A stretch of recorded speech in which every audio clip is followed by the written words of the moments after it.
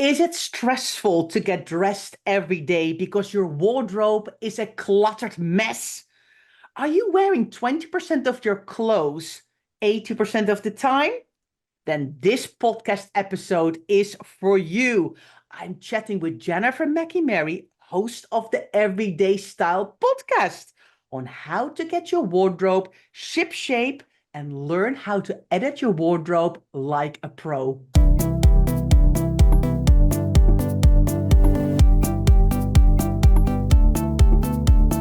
You're listening to the Declutter Hub podcast, bringing you tried and tested, no-nonsense tips and advice from the leading experts in decluttering and organising your home. Now here's your host, Ingrid Jansen.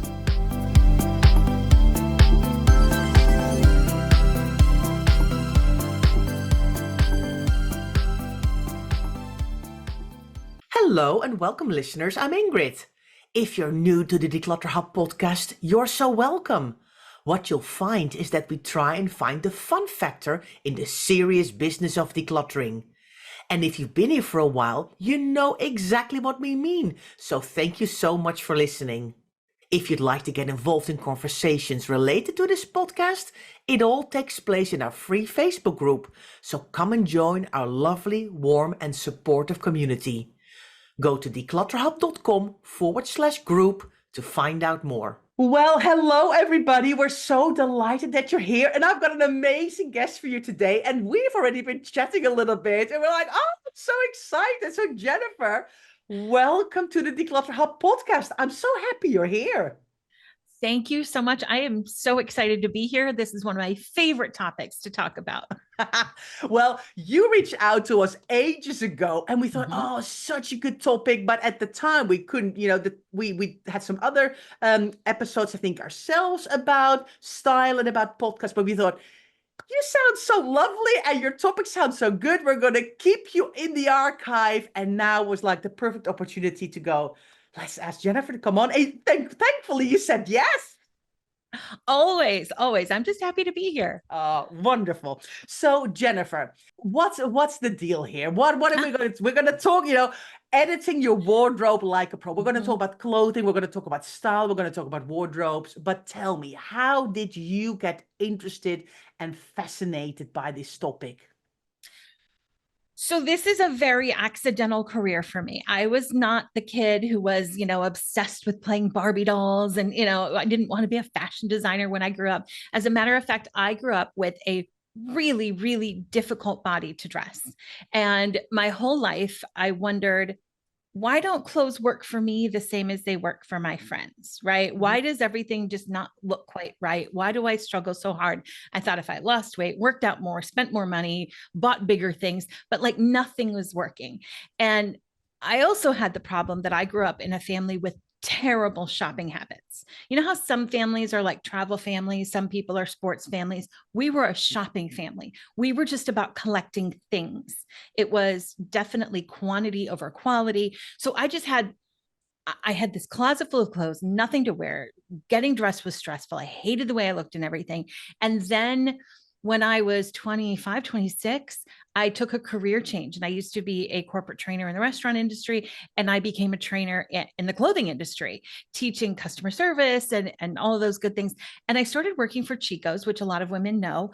And on the first day of work, they taught everyone who would be customer facing how to dress the 4 basic body shapes.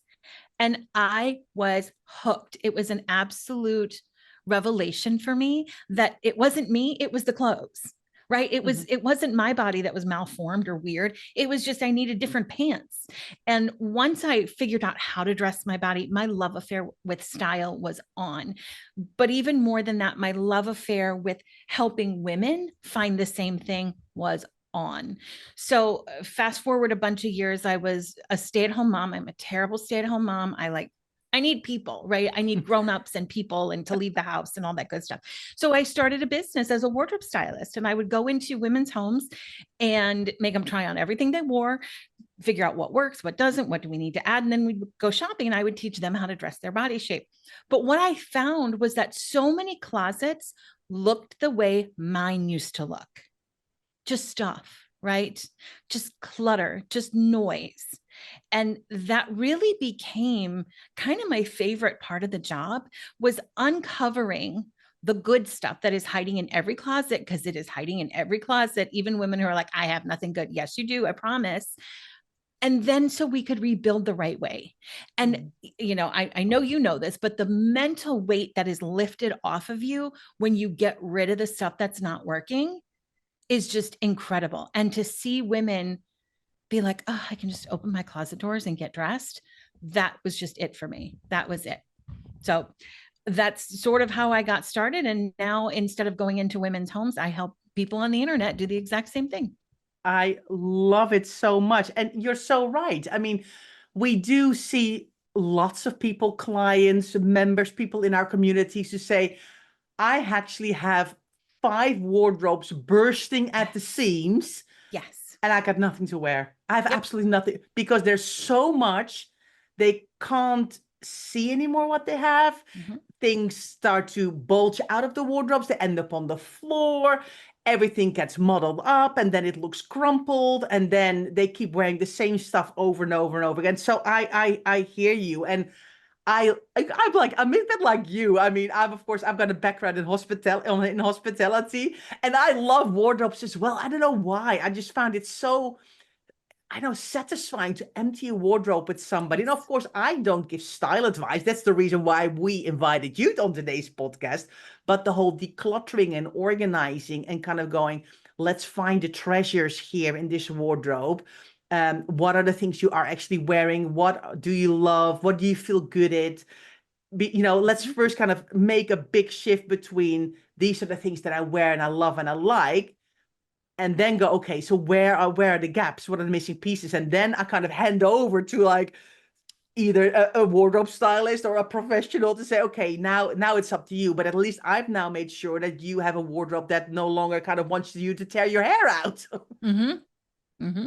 Absolutely. Exactly. So, first of all, what is Chico's? Because we go all over the world. Is that like a big retail shop? Chico's is a women's retailer. They were started in Florida, I don't know how many decades ago, but they dress, how do we say it? Women of a certain age. I Okay. think their clientele, their target audience is women in their 50s and 60s, which, I was 26. This was not, but I don't know. I've always loved women in that age category, especially because I love women crying in a fitting room. And I know that sounds weird. I know it sounds strange, but I love it because there is such an opportunity to really change someone's life. When you are crying in a fitting room, you are literally at your lowest, right? Like you are just, everything is wrong. You think everything is wrong with you. You think it's impossible to fix it. And then someone hands you a pair of pants and they're amazing. Oh my gosh, like there are so much in the world we can't figure out, but we can figure out pants. Like that is really not that difficult. So I loved women in that age category who have gone through changes in life and their bodies, we don't really recognize them as much. And the trends seem to be for women who have much more exciting lives or are much younger. Like I really love that age of woman, just being able to sort of give herself back to her. That's what Chico's did.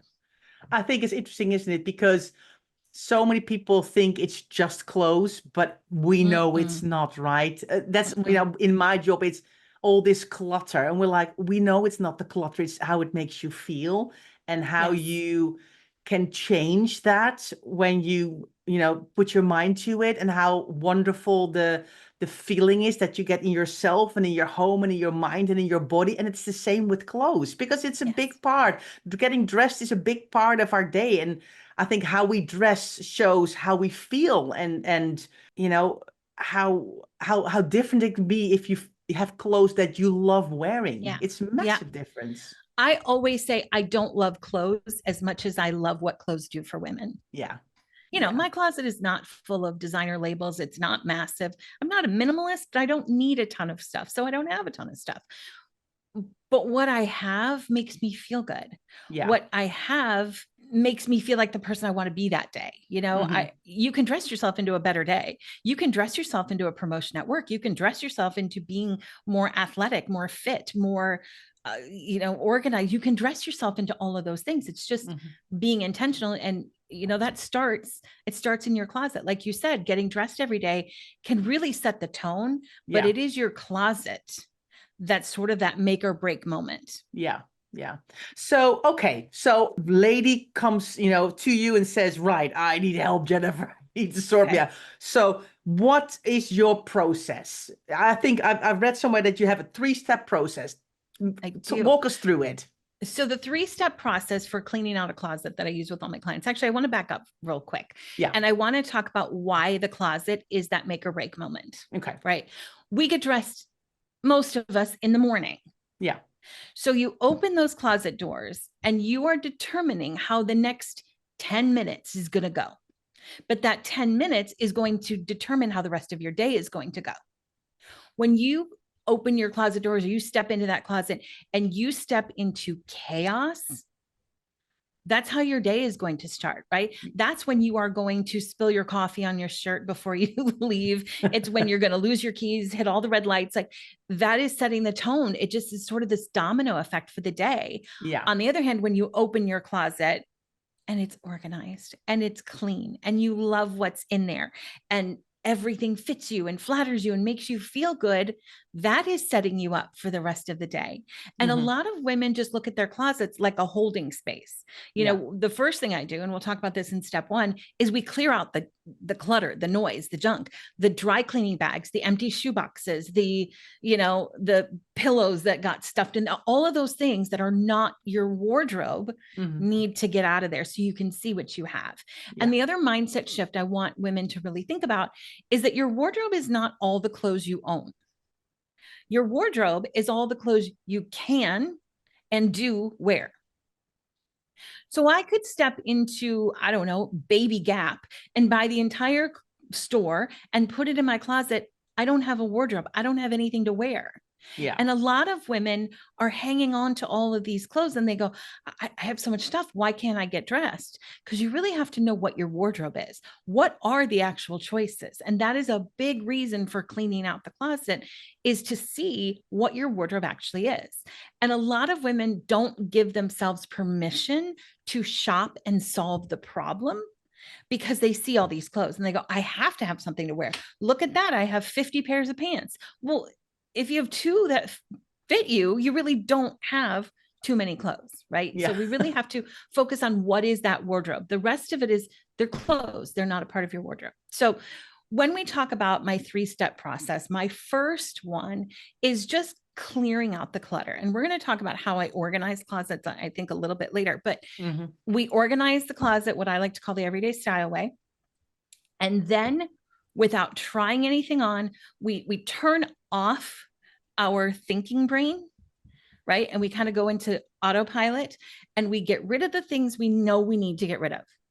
That pair of, I actually have a pair of shorts that got a weird stain in the laundry. I don't know what happened. And for months they've been hanging in my closet and I say, oh, I'm going to dye them. I'm going to dye them. I'm going to dye them. No, I'm not. We're going to get rid of those. You're going to get rid of anything that you know you're not going to wear, anything that is beyond repair or what you're willing to do, anything that you just know needs to go. Yeah. We're not going to turn hangers around. We're not going to overcomplicate it. We are just going to clear the clutter. We're going to get rid of trash. We're going to get rid of, non-seasonal items. If you don't store them in your closet, we're going to get rid of all that stuff. The goal is to see what your wardrobe is. And then step 2 is what I like to call the meat and potatoes. This is the heavy lifting. This is where, when you are editing your closet, you try on everything you own. Now, I know there are organizers who encourage you to take everything out of your closet, put on your bed. For someone like me, that is a recipe for sleeping on the floor or throwing all my clothes on the floor. I don't encourage people to do that. I encourage women to take it section by section. So we are going to try on all the tops together. And this makes it very easy, because if you can't tackle it all in one day, just try on tops today. Just try on pants today. Just try on skirts or dresses or whatever it is. Just put it in chunks. But if it made it past step 1, it has to be tried on in step 2. Right? A lot of women will say, well, I like it, but it doesn't fit me. Clothes that don't fit, you need to try on anyway. And you need to try them on for a couple of reasons. Number 1, how far is it from fitting? A lot of us, when our body shifts a little bit, we think, oh, this stuff doesn't fit me. And just mentally, we put it aside. We don't ever really put it on our body. I've had so many clients and I say, nope, try them on. And they put on, they go, oh, it fits. Yeah. Right. Because our bodies don't change as much as our minds do. Yeah. Our mind, she's the liar. We need to actually put it on our body. But if it doesn't fit, how far are you from fitting into that? And do you want to do, or are you actively doing what you would need to do to get into that? If you have these tiny, tiny, tiny little shorts that you've been hanging on to since, you were 21 years old, do you want to do what it would take to get back into them? Yeah. If the answer is no, you can just let them go. You can let them go. Yeah. So we try on absolutely everything.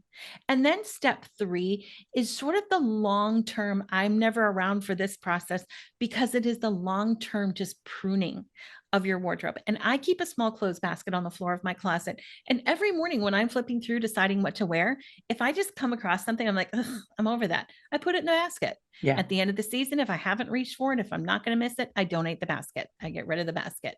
But it's just sort of this ongoing thing. So you never have to do that step 2. Step 2 is hard. I encourage women to set a timer for step 1, get it done in 20 minutes or less. Step 2 can take hours, depending on how many clothes you have. And then step 3 is the thing that makes sure you never have to do step 2 again, or you don't have to do it for a very long time. We are so aligned. It's wonderful. Everything what you say completely aligns with what we say as well.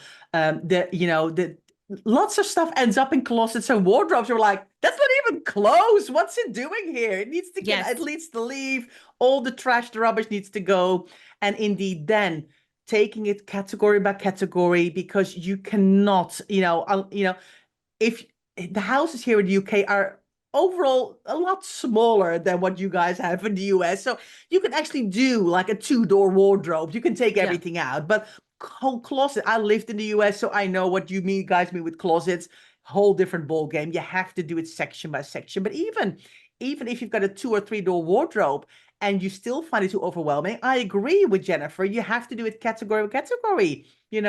Look at the trousers one day, and then the t-shirts, and then the lovely shirts, and then the jackets, and then the skirts, and then the dresses, because you need to have that phased approach. And indeed, trying on is a really important part as well of realizing, because it might indeed fit, or you might think, oh my gosh, I love this dress, and then you've got it on and it's like, oh, actually, this doesn't really look good at all anymore. It's not my taste anymore. I don't like it anymore. The fit's wrong. Like you say, our bodies change all the time. And then, of course, step number 3, that maintenance is crucial. Leslie and I talk about that all the time.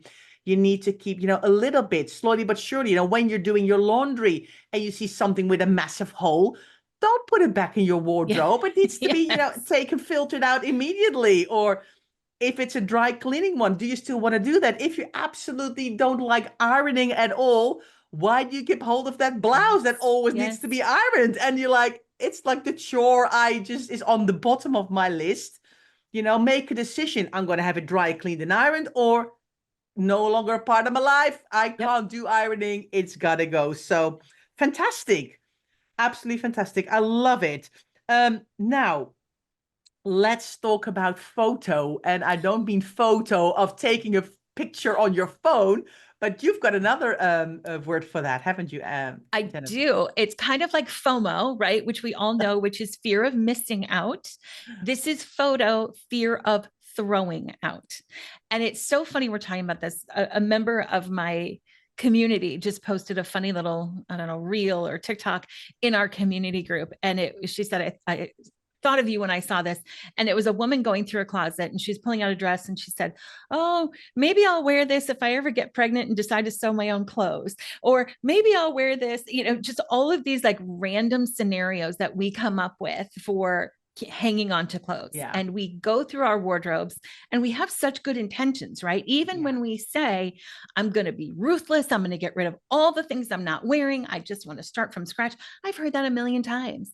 And then you get into the closet and the woman's like, well, maybe if it's really cold, I'll want to wear that sweater. There will never be a day you want to wear an itchy sweater from 1985, right? Like fabrics have come so far. that you don't have to be uncomfortable anymore. And that whole thing about I'm going to wear it when it's cold. I live in a very cold place. What I can tell you is we have heat. We have heat, and there's never a day where I want to put on clothes that make me feel bad, both emotionally, physically, whatever. I will never choose that option. Yeah. I will choose a sweatshirt that I think is cute. There's never these clothing emergencies that we're saving things for never materialize. That's the first thing you need to know. There is no wardrobe disaster that is going to clear out every single thing in your wardrobe except the clothes you hate and are saving for someday. Yeah. Right? That's not going to happen. But photo is actually much deeper than this. And photo happens because we don't know who we're putting clothes in the closet for. We don't know who we are. I will blame clearance racks on this forever and ever and ever, because you go and you head to the back of the shop and you're going through the sales, the deals, the clearance, and you think, oh, that blouse is cute for $20. Why not? But if it's not your style, you're never, ever, ever going to wear it. And then every time you go past it in the closet, and it probably still has tags on it, you're going to go, but it's cute. Maybe someday I'll wear it. But if it's not who you are, you're never going to wear it. So really the secret to ending photo is understanding how you want to look so you can put the right pieces in there. And I call these things, I have my clients pick 3 words and they're called style guideposts. And I think of them as like little words on an arrow sign going down a path, and they're pointing you in the right direction. And my words, just an example, are current, polished, and fun. So I encourage women to pick 3 words that describe how they want to look, not how you want to feel. So comfortable is not a style guidepost, because if someone comes up to you and they say, oh, you look so comfortable, you're probably wearing sweatpants or pajamas, right? That's probably not. We want to feel comfortable, but do we want to look comfortable? So I have women choose these 3 words, these style guideposts. Like I said, mine are current, polished, and fun. Then when you are going through the clearance rack and you find that, I don't know, frilly lace blouse, I can say, is this current, polished, and fun? If it's not, I don't care if it's $20. Don't buy it. It's a waste of $20. Yeah. And then if you go to your closet and you're using your words, you can flip through and you see, I hung on to a very serious black suit, right? Sort of the corporate interview suit that every woman has to have when she's in her 20s and trying to climb the corporate ladder. Yeah. I hung on to that thing for a very long time. It's not current, polished, or fun, right? Maybe it's polished, but it's not fun. So now I have suits that are current, polished, and fun, that I do wear, that I will wear, that I want to wear. So the secret of eliminating photo is putting the right things in the first place. And do you look at style and color and fit and all of those things when you're trying to help women decide what fits with them? Do you do like a color analysis or to figure out what colors they love? Or do you look at their shapes to see? That I do. So another problem that leads to closet chaos is that women solve their style challenges first by shopping. Yeah. I don't have anything to wear. Let me go shopping. Yeah. I want to up-level my style. Let me go shopping. That shopping, building your wardrobe, is actually the end stage of style. It is not where style starts. The first thing I have clients do, first of all, we get your mind right about style. Why does it matter to you? Does it matter to you? Do you have any blocks that are keeping you from having style? Maybe your mom, and I've heard lots of stories about mothers putting these things that just stick in our heads, right? Yeah. About don't buy nice things, or, whatever it is. Yeah. We clear some of that stuff out. And then we decide, how do you want to look? We choose those 3 words. Then we talk about your body, your personal characteristics, and body shape advice for a very long time has come from this place of your body is wrong, so you can't wear these styles. I think that's a terrible way to look at our bodies. I think it's just awful. What if instead we said, I want to celebrate or highlight these parts of my body? These I don't love as much. Let's camouflage them a little bit. That's it. That's what dressing your body shape can be. And we can take out a lot of the emotion and guilt about having to wear certain styles to cover up our imperfections. Yeah. So once we know what our style is, and then we figure out what styles look best on us, what makes us feel the best, then we can start shopping. Personally, I do not do color analysis. It is not a gift that I have. And I think it's very important to recognize the gifts you have and don't. Yeah. You can put a color drape on me and be like, oh, do you see the difference? No, not really. I mean, I know my best, I know my worst, but I have people that I refer out to who that's their specialty. I'll do what I do. They can do what they do. Yeah. Once you know all of those, then you go shopping. Yeah. That's when you go shopping. And then we cut out all of the shopping mistakes, the style mistakes, the wasted money, the, impulse purchases, the emergency shopping, right? Yeah. That moment when you're standing there and you think, I have nothing to wear to this event. I will pay anything as long as I'm not naked. Like that's the only thing that matters. Yeah. Those things never turn out to be pieces you love to wear. Mm-hmm. But we often spend more money on them than anything else in our wardrobe. Yeah. Because we are willing to spend whatever it takes just not to be naked. Yeah. So if you follow that path and you look at shopping as the end point and not the starting, everything gets easier. Your closet gets cleaner. You buy a whole lot less and you wear more of what you have. And that's really the goal, is to wear more of what you have. Yeah. Yeah. Loving our conversation so far, Jennifer. Let's go for a break because I think our listeners are probably going to go, oh, I have so many questions, and I do too. So let's go for a break and we'll see you soon. Hi, everyone. Welcome back. I'm chatting to Jennifer Mackey-Mary from Everyday Style, and she's already given us so much good stuff before the break. So I can't wait to continue our conversation.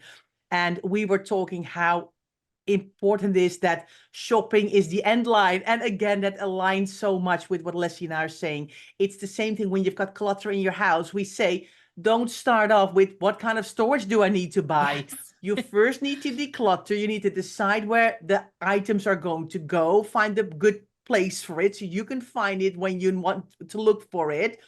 Then you can use you can use temporary storage like a shoebox to learn containerization. And then once things start to fall into place, then you go out and go, okay, now I would like to get some nice baskets. I need to get some better containers. I need to get some better boxes. Last step, not first step. So I'm loving what you're telling us as well here about shopping, because very, very similar, right?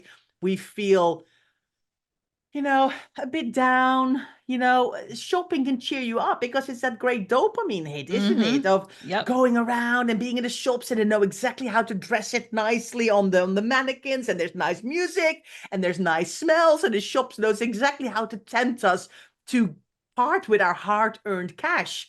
And we fall prey to that. And we need to really go shopping either with a list or with a plan and know what we're looking for. And because otherwise we keep buying the same thing over and over and over again. Yes. To that point, a really good trick is to know the general categories that you need in your wardrobe. Mm-hmm.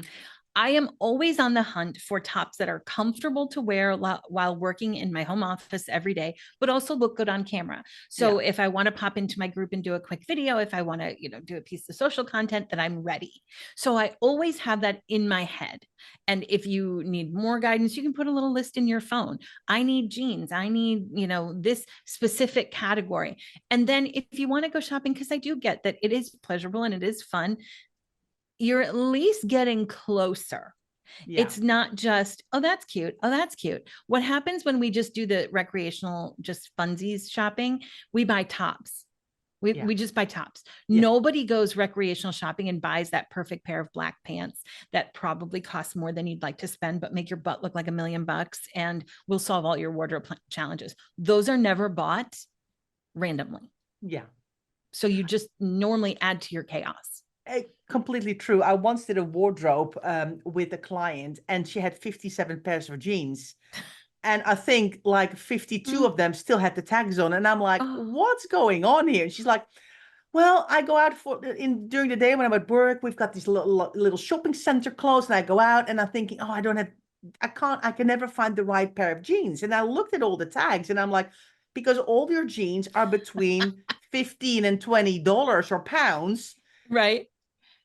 And I said, you need to buy a more expensive one and go to a proper jean shop and tell them what you're looking for. And you need to take an hour and a half to find the right pair of Yes. jeans and not make it a Yes. 5 minute, I'm out for lunch and let me just quickly buy something. She said, but I can't afford a $75 pair of jeans. And I'm like, but you got 52 pairs worth £15 each. That Yes. is like 10 nice Yes. pairs of jeans. Yes. So I think it's all about changing the way you look at shopping and clothes, that the things, if you buy better, it lasts longer, you feel better in it. So I hear you.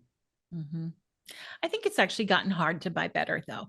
Yeah. Like you really have to spend a lot of money to buy better. Yeah. It's not just, I don't know if your listeners know Target. You can go to Target and you can buy a pair of jeans for $30 or whatever, or you can go to the mall and just buy, one of the regular retail shops pair of jeans for $90. The quality isn't that different. Yeah. When we're talking quality, you have to really, really, really try and really, really, really invest. And I encourage women to buy quality on the bottom. Yeah. Because we don't want to go and spend an hour and a half trying to find one pair of jeans. We don't want to do that over and over again. Tops are easy. Tops are fun. Those are the things you can, and they change styles so much more frequently that you're going to want to switch them out every couple of seasons. You're going to want something new. You're going to get tired of that look. Don't worry as much about quality on the top, but on the bottom, that's where you should be spending your time, your money, your energy, your shopping, really digging into finding the best bottoms you can. I completely agree. Let's go back to that wardrobe. So we've emptied it, we've decluttered it, we've tried stuff on, we are doing maintenance. So how do we organize now this wardrobe so we have less stress in the morning? Because we're running around, we need to get ready. What's the best way, in your opinion, what's the best way to organize it? So this is actually something I have my clients do before they even do that step one. This is a pre-step, and it is organize your closet the everyday style way, which is like items together. All sleeveless tops together, every cap sleeve together, short sleeve, long. So sleeves by descending order, dresses you can do by hem length or sleeve length, pants by hem length, skirt by hem length, but put them all together. A lot of women organize their closets in two ways. And, you have to find what works for you. But the two big ways women organize their closets, one is by color and two is by activity, right? So we have our workwear here, our weekend over here. And I'm going to tell you why both of them are a little problematic. By color, we don't get dressed in the morning. We don't wake up and say, I have to wear green today. We get dressed by weather and activity. Yeah. You wake up and it's going to be really hot. Well, then you're going to want something sleeveless or short sleeve. And when they're all broken up into the different colors, you have to flip through every single color category to find what you're looking for. And then you have to compare what was in the yellows to what's in the blues and decide that. And there's just a lot of wasted time and energy and effort. When you organize it by item type, you see all your sleeveless, all your short sleeve, there you go, boom, done. Now, organizing by activity means that you have a bigger wardrobe than you really need to have. I was working with a client last week and she had this, trying to put together a kind of a casual, smart casual outfit. And I said, oh, we need, like a white underpinning, a tank or a tee or something. And she said, well, I have one in my work section. Could I use that? Yes, girl, you could use that. It is the perfect thing to go under this, birthday party outfit or whatever. But when we start to look at clothes, they can only go here or it can only go here. You're going to end up buying twice as much. And I have had clients who have two of the exact same thing, one in their weekend, one in their workwear. Why? Nobody's going to know. It's fine. It's fine. You can wear them. So really, when you organize by item type, it is so much more efficient, both in the time it takes you to get dressed every day and in the money you're spending on your wardrobe and what your wardrobe can do. Most of us are living much more casual lives than we used to. Yeah. So this idea of having a completely separate wardrobe that only goes to work and can't be used anywhere else, for a lot of us is sort of a dated idea where you could wear that cardigan on the weekend and then pair it with a pair of trousers. You could use that tank under a blazer or under, a hoodie, whatever it is. Yeah. So it's really about setting your closet up to go in there, be able to see what you have. It's still aesthetically pleasing. I know the color people love the color thing because it is so aesthetically pleasing. I get it. It looks lovely, but it's slowing you down. It's slowing you down big time. Yeah, I hear you. I'm with you. I'm in the Jennifer team because I also organize sleeveless, shorter sleeves, all of that, and then all the trousers together, all the jackets together, because it works for me. So now you were talking about kind of work and activity kind of things. How do you feel about organizing by season? So like very cold and I think that depends on a couple of things. Number one, what your personal weather looks like. Yeah. I live in Minnesota, which is in the middle of the country. I can drive to Canada from my house. I have extreme cold and we have extreme heat. Yeah. So I have a 4-season wardrobe. A lot of people have kind of a 3-season or a 2-season. So, I probably have more clothes than the average person because I need them all. Yeah. So that's one thing. And then the other thing is, what does your closet space look like? One of my goals. So we moved into this house 6 years ago. I came from a house where I had my own walk-in closet, my own very big walk-in closet where I could store absolutely everything. I never had to worry about changing things out. And now I share a small walk-in closet with my husband. My space was probably cut down to 20% of what I had before. My goal over the last few years is to be able to get all of my clothes into one closet. So the first thing I did is I reorganized it. I added more hanging, I added some shelves, that kind of thing. And then I started really to get rid of things because the management of clothes is exhausting. In the beginning, it was taking a full day to truly change my closet over. And, I was pulling things out of storage bins and then you have to rehang them. And I don't want to, I do clothes for a living and I don't want to manage clothes that much. So it really depends on what is your storage space, how big is your wardrobe, and what do you need? And one problem a lot of people have when they have to change out seasons is you forget the things you have. Yeah. Right. So I would come down I have a little closet in my office here, and I would pull out, say, my fall things or my winter things and go, oh, I forgot I had that. Oh, I wish I would have been wearing that all season. So you kind of forget about stuff when it's not front and center. So I encourage women to get as much as you can into the space you have that doesn't have to change. Now I am down to pulling out some really heavy blazers and jackets. Yeah. And some sequin pieces and things like that are definitely winter holiday, things like that. I'm not going to wear them in the summertime. Those I will put in my office closet, and then I'll trade out, maybe the lightest of linens, the breeziest of dresses. That's it. But it really depends on how much you have and how much space you have. Yeah, exactly. That's why, Leslie and I talk all the time about you can't do a one size fits all because it depends on your home. It depends on your space. It depends on your lifestyle. It depends on, indeed, are you at work? Are you at home? Do you need to dress up for events all the time? And it's so individual. And I think that makes it so interesting as well. Yeah, it also makes it really difficult to both give and take style advice because, and you probably know this, you put your idea out on the internet and you can't share every single contingency. You can't say, oh, unless it's this, unless it's that. And there's just, as listeners, as consumers, we have to go, okay, I'm going to pull this because that works for me, but that doesn't work for my situation. And I know me listening to other experts, I want like that just easy solution. Just tell me what to do. Tell me how to organize that. I don't want to think about it. Tell me how to organize that. But the problem is when we get information like that, and we don't spend the time or energy learning our own unique situations and needs and, desires, it's kind of, it never really works out. It's always like, well, it doesn't really fit here, but you're trying to make it work. And I believe in your solutions should make things easier. Yeah. It should make it easier. And one thing I've heard so many women say over the years is they want one wardrobe that can go everywhere. That's the goal. One wardrobe that can go everywhere. And I had a client years ago, and that was her goal. That's why she hired me. So I went to her house. During the week, she was the marketing vice president for an internet company. Like this was a big job. Yeah. This was not, wear your sweatpants to work kind of job. This was suits. On the weekend, she and her husband owned a small farm.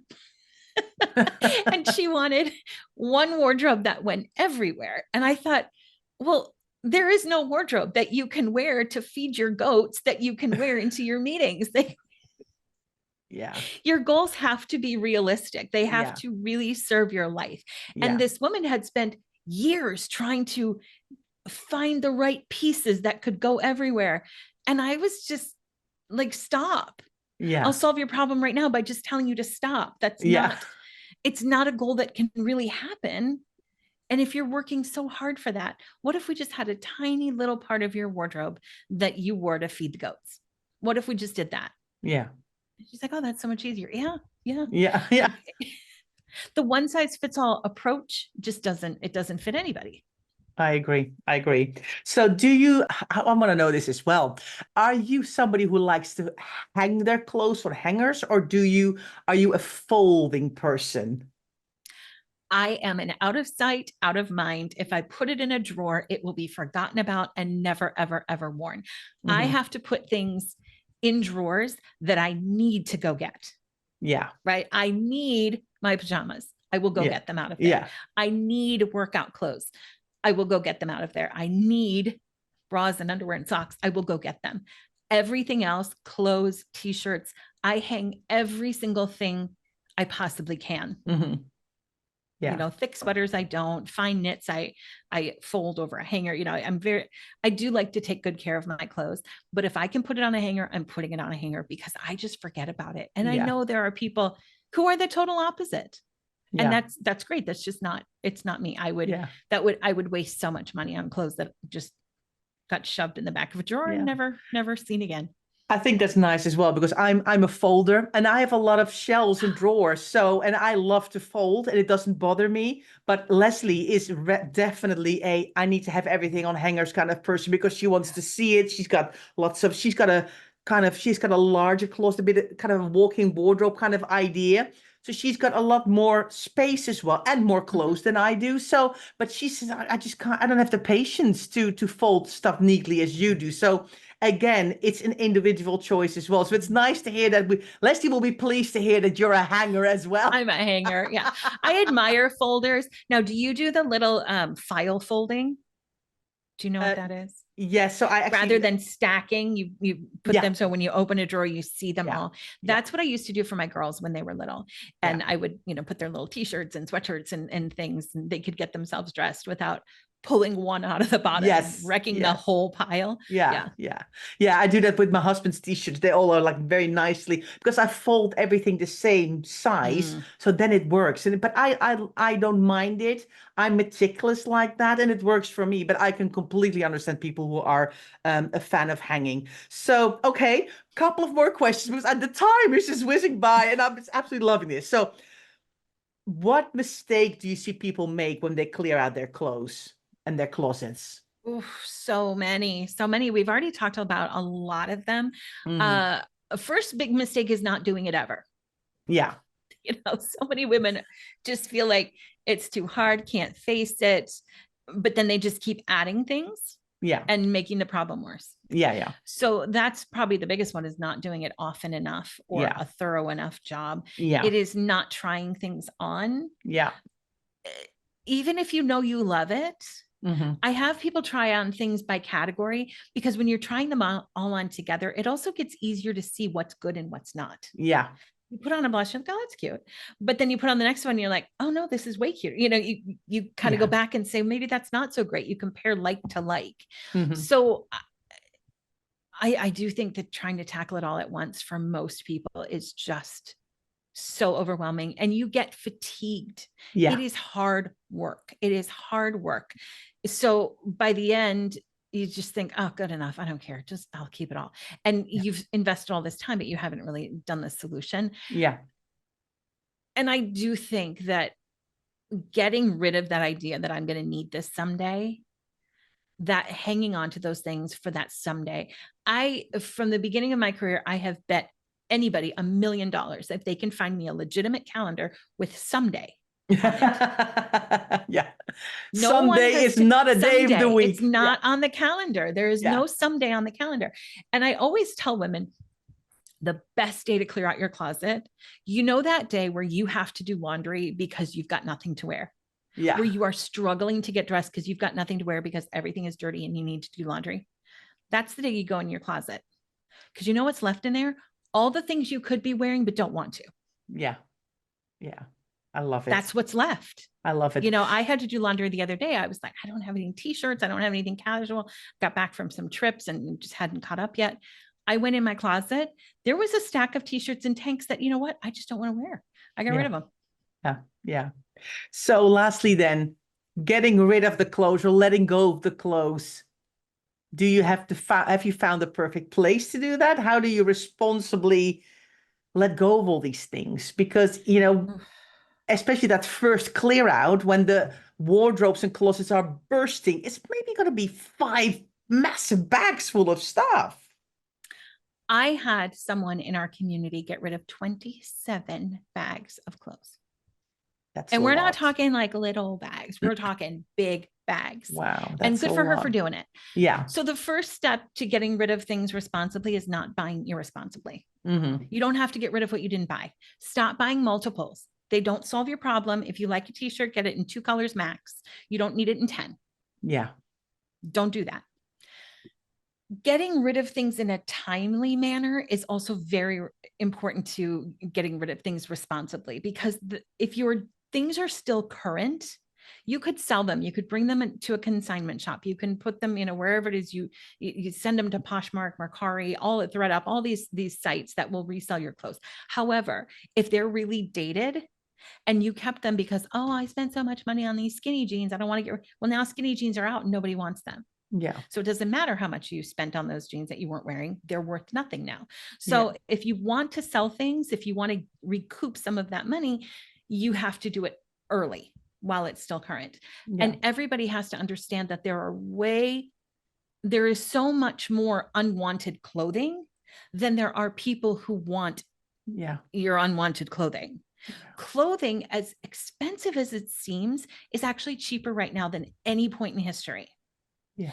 And yet we have something like 5 to 10 times as much as women did in the 1950s. It is insane how much we have. So get rid of it early. Understand that people don't want your things. Donating your clothes, this is an actual statistic, 85% of donated clothes will end up in landfills. So if you are donating it to whatever charity organization because you don't want to throw it away, they're just going to throw it away, or they are going to ship it somewhere else in the world that is then going to throw it away. I don't know if you have seen the photos of the beach in Accra, Ghana, where the clothes are 8 feet high. Yeah. They are lining the seafloor. Like, we got to stop this. We got to stop this. So the very best thing to do is textile recycling. And I think it's unfortunate because, as I've seen I've been a big textile recycler for years and years. I've seen programs go away than more have come on the scene. Like, they have diminished in number, and it's harder to do. However, there are organizations, and since your podcast is all around the world, you have to just Google it and find one in your area. If you're in the United States, there's trashy.io, and you buy these huge bags and you can send anything back. You can send fabric scraps, you can send shoes, you can send, all the clothes that aren't good enough to sell or give your sister or whatever, you can send them all, and they will make sure that they are recycled responsibly. And then you actually get credits on different websites, and you can get discounts on new clothes and whatever it is you want to buy. So looking into textile recycling is so important to make sure that we are not just destroying the earth with clothes that we didn't like to begin with. Yeah. Oh, I hear you. I so agree with you. It's so important. We always talk about buy, shop less, buy better, go out with a list. Don't randomly just buy this, that, and the other, because you will save money and time and energy, but also, indeed, it's so much better for the planet. I've loved everything about this. I've so enjoyed talking to you, Jennifer. Thank you so much for your time. Where do people, if they want to know more about you, what is the best way for people to reach out to you? I'm sure you're on socials and Instagram. What's the best place to find you? Well, first of all, thank you for having me. This was such a fun conversation. I love talking about this topic. You can find me. You can go to my website, which is youreverydaystyle.com, YOUR, everydaystyle.com. You can find me on Facebook and Instagram, Everyday Style with Jen. And my podcast is called The Everyday Style School, and it is everything your mom never told you about getting dressed. Well, there you go, listeners. Has anything that Jennifer said resonated with you as well? I know so much of her messaging realigns exactly with what Leslie and I talk about all the time as well on our podcast, in our membership. But it feels very validating to kind of go, yes, we do this too, Jennifer. We're completely aligned here, which is lovely. And I hope listeners that you enjoyed this conversation as well. So thank you again, Jennifer, for being here. Really, really appreciate it. And listeners, we'll see you next week. Thanks for being here.